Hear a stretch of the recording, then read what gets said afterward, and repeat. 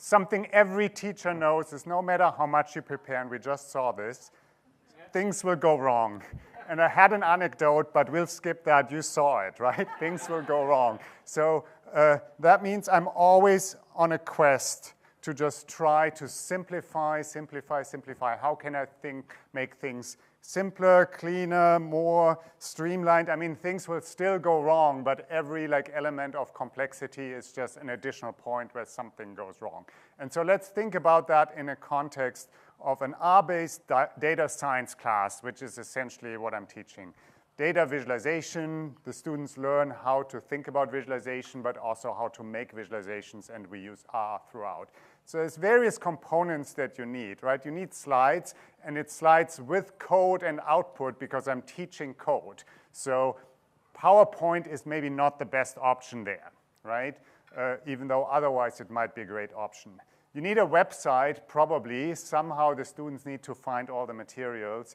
You need interactive exercises, at least that really enhances your class. You need student assignments. The students somehow need to be given something that they have to do. And maybe also you have little shiny apps or so that just demonstrate some concept of your class, right? You may want that also. And we can do all of that in the R ecosystem. And traditionally, we had different packages like Sharingen for slides and Learner for interactive exercises and so on. It all works fine, but honestly, it's a hodgepodge of different technologies, and many of them can pose various challenges. And I've used them all, and I've run into challenges with all of them. Just one example of the types of challenges we may encounter. So we can use LearnR for interactive exercises. It works great. Except the problem is it requires a running web server, because it's a shiny under the hood. Sorry, I'm not sure if it's shiny, but under the hood it needs R, right? Because it executes the code. And so under the hood it needs a web server that can create substantial overhead and cost if you just want to run this for your class. You may need IT support at the university, or you buy a commercial service, which is expensive. It just doesn't work very well. Then you have the alternative. Students can run Learner documents locally, and that works. That's actually what I've used most of the time, but that's really confusing and ugly. You tell the students, oh, download this thing, and then start RStudio, and then you run this, and then up comes another website somewhere that you don't understand where it comes from, but there is where you do the exercises, right? Great failure point. Something will go wrong there. And so I was thinking about about this time last year, at the last Posit conf, I don't know exactly when it was, I was thinking about planning for my spring class. I always teach in the spring, and all the issues that I had. And so I was thinking, how can we streamline and simplify all of this? And it all fell into place for me at the last Posit conf, and in particular, this particular presentation, which was the first one of the conference. You can watch it there on YouTube. And George Stack was introducing WebR and Quarto Live, and that is really amazing, and I'll show you that in a second. So you can now do these live exercises actually in a static web page, which means all this overhead is removed. And then Charlotte Wickham introduced types. That's another one of my pain points, the student assignments. I want them to do PDFs. And it's always a headache. Either they use LaTeX, and the result is kind of ugly, if we're honest, but also then they need to install LaTeX, something will go wrong. Or the alternative is you tell them, well, make an HTML and then open it in Chrome and export as a PDF. That was always, you laugh, that was always my recommended solution, because it actually looks better, but it's even more and then somebody manages to somehow create a screenshot of the HTML and stick that into a PDF.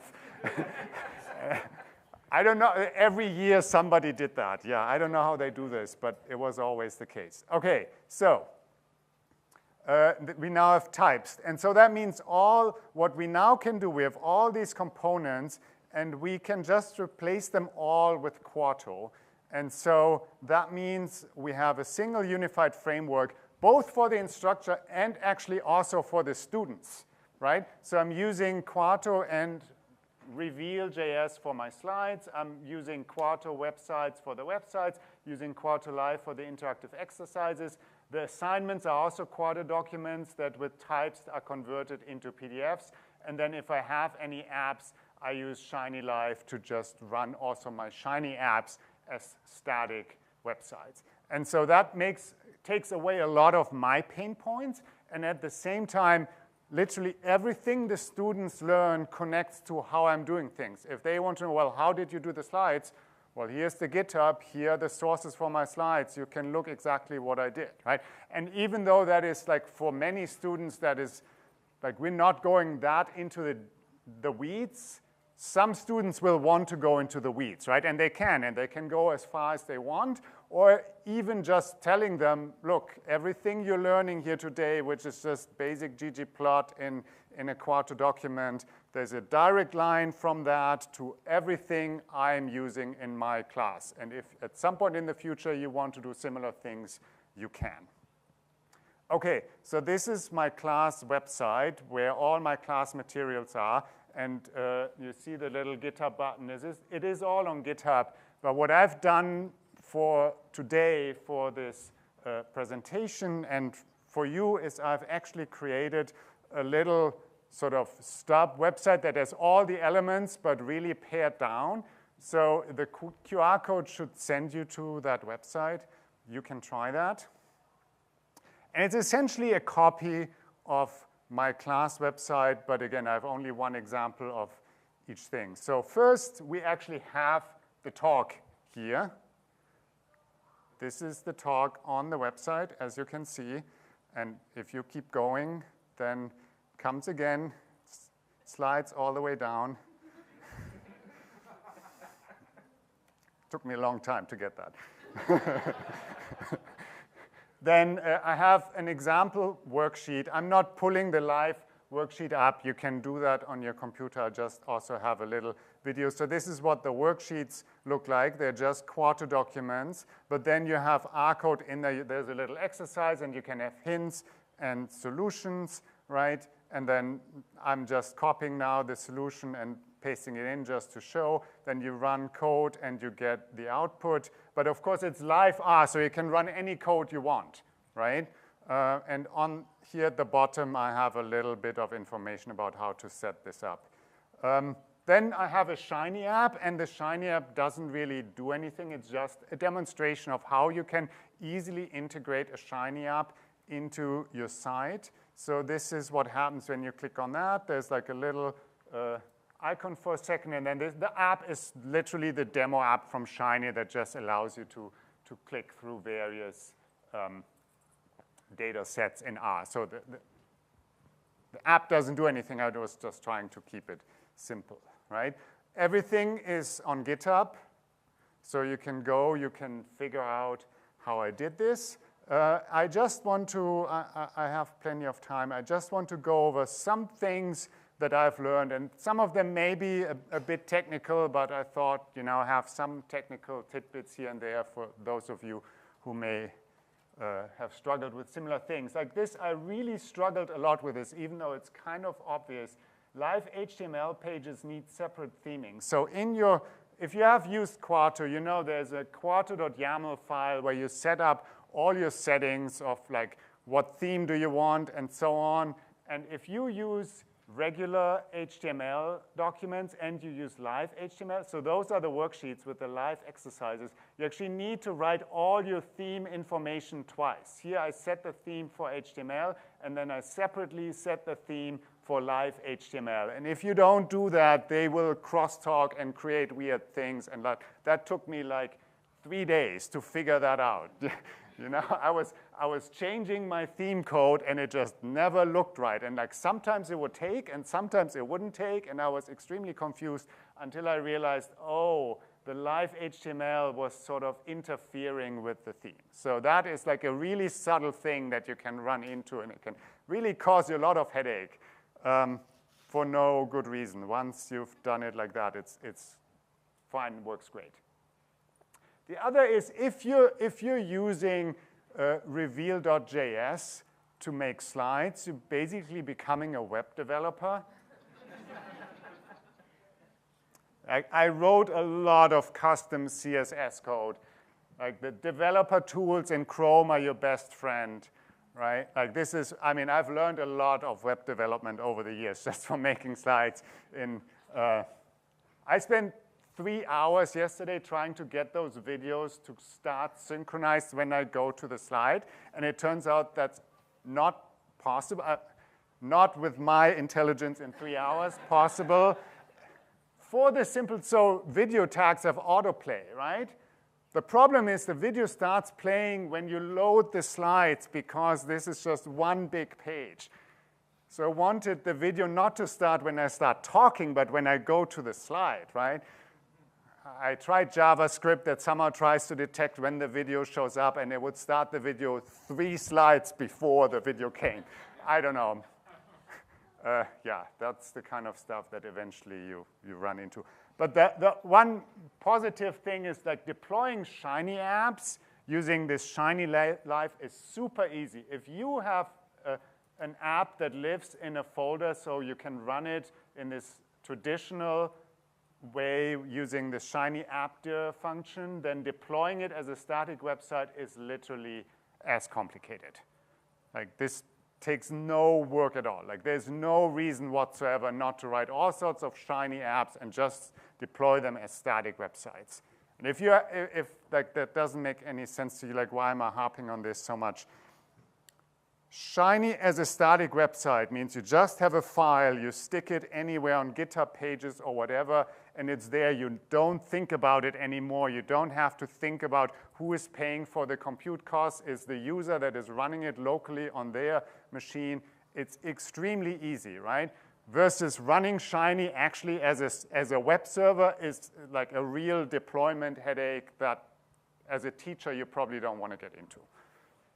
So this has really been a huge improvement for my personal workflow. Okay, however, it's not all roses. I've already said a couple of things like, yeah, you write web pages if you're making slides with Reveal.js. I would say the biggest overall issue that I've had with Quarto is because it does so many things. When you try to Google how to do something, you often get the documentation for the wrong thing. Oh, I want to style something in the slides, but I get the documentation about how to do it in a regular Quarto document, right?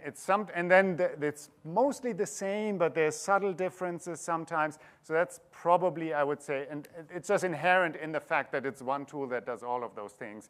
Then, of course, the other thing is the moment you change your methods, your workflow, there's like learning curves, and some things that you've always relied on just don't quite work the same way. So there's this transition cost. For me personally, it was absolutely worth it. Even though like going from Sharingan to Reveal was a lot of work. Like every slide set probably cost me 2 or 3 hours to redo. Once you've done that work, it's great. But like there's these subtle differences that take a lot of time and effort. Okay. Is this approach right for you? I think it's really many levels that you can be on. If you have never used Quarto at all, I would encourage you just try it. Like if you're familiar with R Markdown, like going to Quarto is really, there's no learning curve at all, right? If you've never made a website, just try setting up a Quarto website. Also extremely simple. If you have used Quarto, but you've never used like the live exercises or the live apps, I would also encourage you to try that. And if you need to generate PDFs, look into types, because it really is going to make your life easier for PDF generation. Okay, and that's it. That's the QR code once more to the website.